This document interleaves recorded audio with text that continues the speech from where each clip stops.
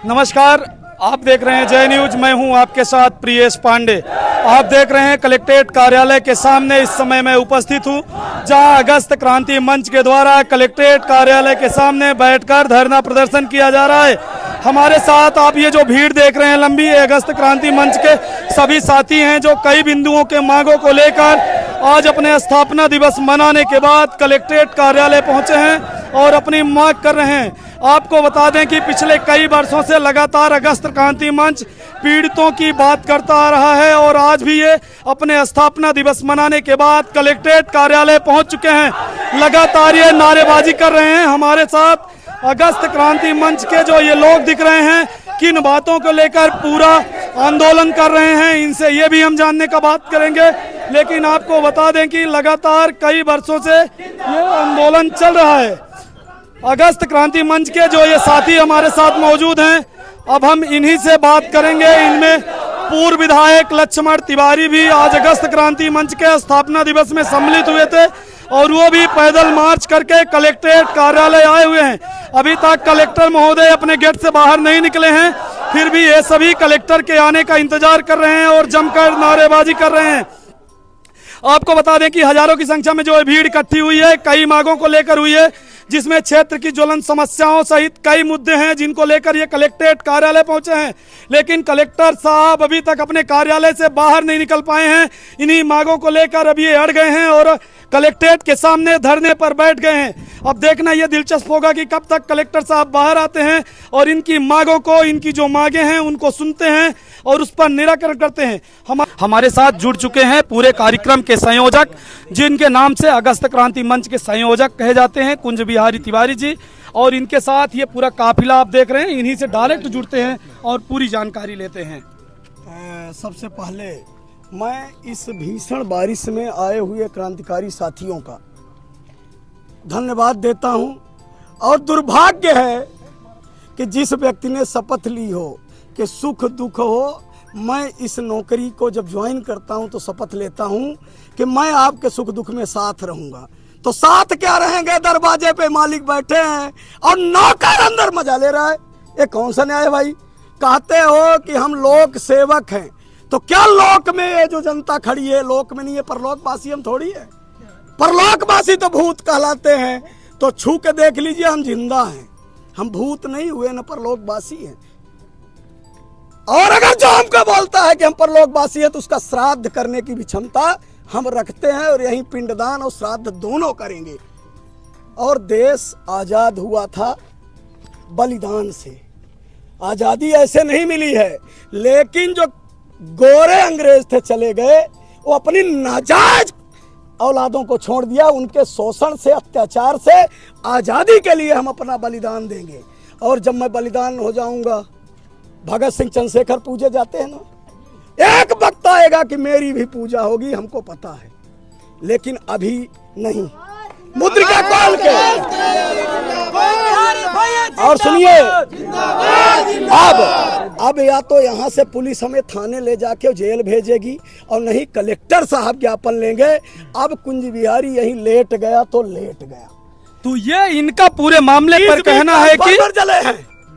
आगे भी सुनिए, अत्याचार की पराकाष्ठा होती है। कलेक्टर साहब अगर विदाउट लीव चले जाएं, एसपी साहब विदाउट लीव चले जाएं, डिप्टी साहब विदाउट लीव चले जाएं तो पेमेंट नहीं मिलती।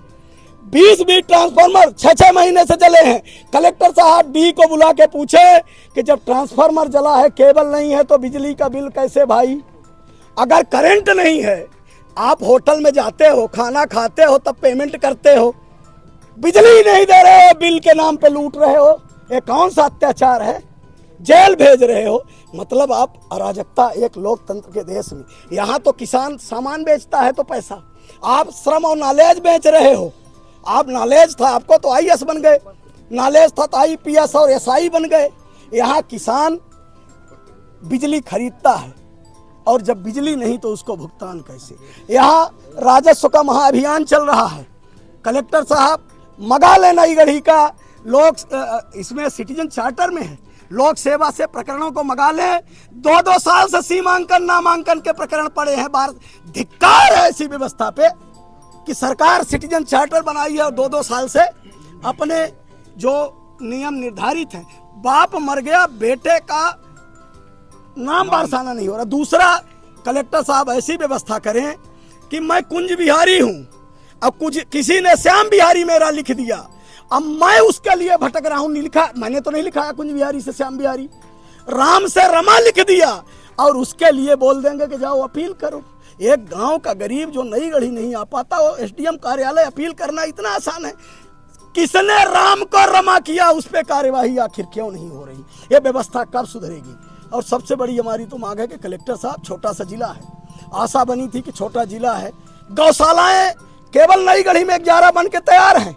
बार बार बोला जाता है कि 40 रुपए पर गाय, एक भी गौशाला नहीं संचालित है, एक भी गौशाला नहीं। सीएफटी भवन 10-10 बनने थे।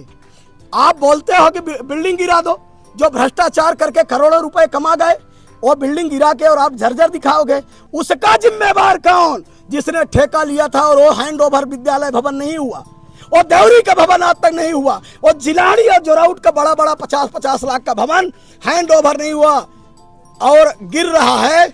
उस ठेकेदार पे एफआईआर क्यों नहीं? कितना हिस्सा किसका था? आप तो नए आए हो, आपको हम बोल भी नहीं सकते कि आपने हिस्सा लिया। कलेक्टर साहब, दोनों लोग एसपी और कलेक्टर नए हैं, जिसने हिस्सा लिया वो जिम्मेवार है। आप तो कार्यवाही करो ना। आंगनबाड़ी केंद्र एक भी हमारे संचालित नहीं हो रहे हैं, स्कूलों में शिक्षक नहीं है, 2 महीना हो गया अतिथि शिक्षकों की नियुक्ति नहीं हुई है। तो पूरे मामले पर अगस्त क्रांति मंच के सहयोग, हमारे साथ अगस्त क्रांति मंच के इस आंदोलन में शामिल पूर्व विधायक लक्ष्मण तिवारी जी जुड़ चुके हैं। हम उन्हीं से बात करते हैं और पूरे मामले की जानकारी लेते हैं। कनेक्टेड। ये मऊगंज जिला अथक प्रयासों से, उसमें मेरा भी योगदान है, बना है।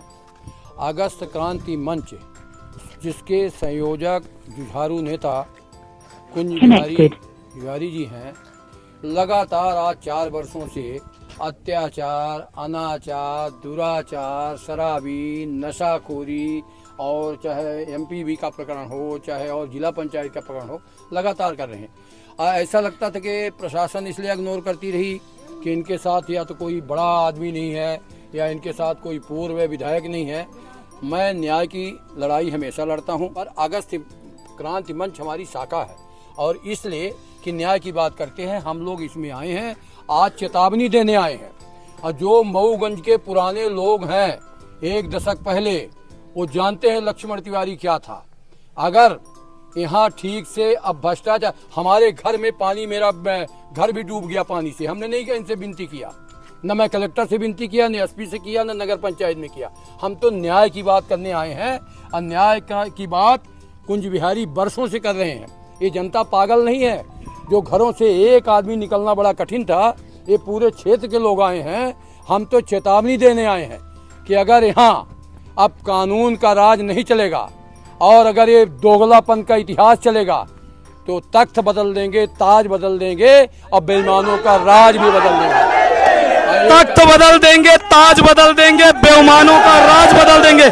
कई बार इन्होंने शांति तरीके से कलेक्टर को एक ज्ञापन दिया, एक ज्ञापन पत्र में कई बिंदुओं की मांगे रखी, लेकिन उसको जब नहीं सुना गया तो आज ये मजबूरन कलेक्ट्रेट कार्यालय पहुंचे हैं।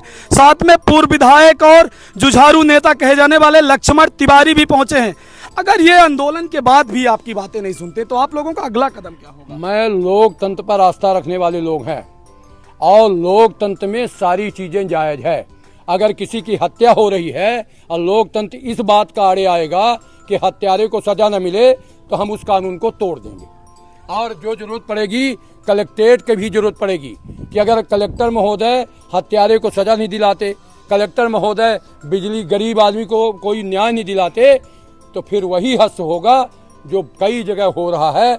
और फिर समझ में आएगा कि श्रीलंका में भी 3 नौजवानों ने प्रधानमंत्री जैसे पद को खाली करा दिया है, तो ये तो हजारों नौजवान हैं। आधे घंटे से आप लोग कलेक्ट्रेट कार्यालय के सामने, आधे घंटे से होने वाले हैं, लगभग 20 मिनट हो चुके हैं आप लोग को कलेक्ट्रेट कार्यालय में प्रवेश किए हुए, लेकिन अभी तक कलेक्टर महोदय बाहर नहीं आए।